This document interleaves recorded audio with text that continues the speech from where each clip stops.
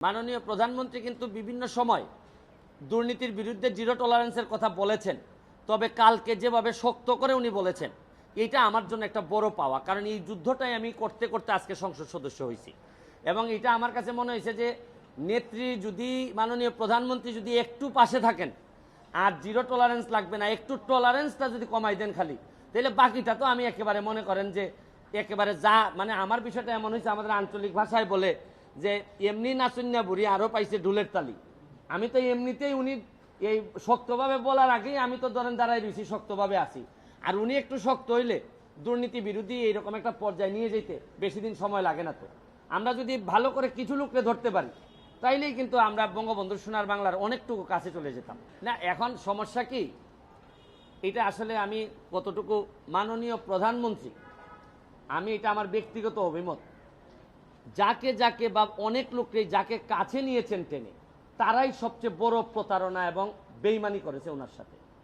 উনি যখন কাউকে যদি মহব্বত করেন, মায়া করেন এবং লালন করেন, এরা যখন নেত্রীর অগোচরে এই ধরনের কাজ করে, তখন একজন প্রধানমন্ত্রীর পক্ষে আগানো কঠিন হয়ে যায়।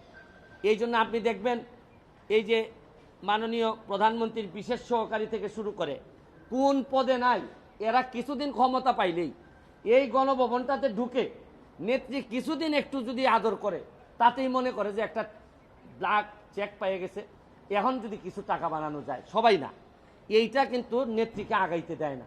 আপনি দেখেন, আপনার মনে আছে কিনা, বিশেষ সহকারী বাংলাদেশ আওয়ামী লীগের প্রচার সম্পাদক বর্তমান, যার বিরুদ্ধে 9টা বাড়ির মামলা আমি করছি, এই যে আব্দুস সুবহান গোলাপ, মামলা করছি, মামলা চলতেছে, ইনকোয়ারি চলতেছে দুদকে, এখনো চলেই দুদকে ইনকোয়ারি।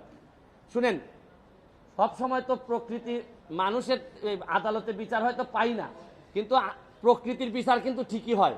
দেখেন এইবার তার এলাকার কালকিনির মানুষ একেবারে শোয়াই দিছে। মানে কত চেষ্টা করো ভদ্রলোক, কিন্তু এই নৌকা নিয়েও জিততে পারে নাই। এর মানে মানুষ ঘৃণা প্রকাশ করছে, কোনো না কোনোভাবে তো কিছু বিচার হচ্ছে।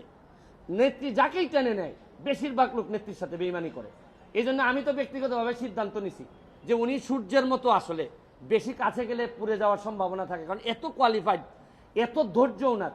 উনি তো বলেনি উনি নীলকণ্ঠ হয়ে গেছেন, এত মানুষ ওনার সাথে প্রতারণা বেইমানি করছে।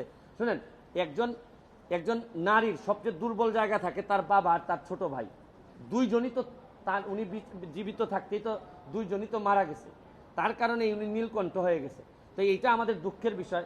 পিয়ন বলেন, বিশেষ সহকারী বলেন, বা পিএস অমুক বলেন তমুক বলেন, বেশিরভাগ লোকই কিন্তু নেত্রীর এই সুযোগ নিয়ে তারা নেত্রীকে ক্ষতি করে গেছে, দেশটারে ক্ষতি করে গেছে।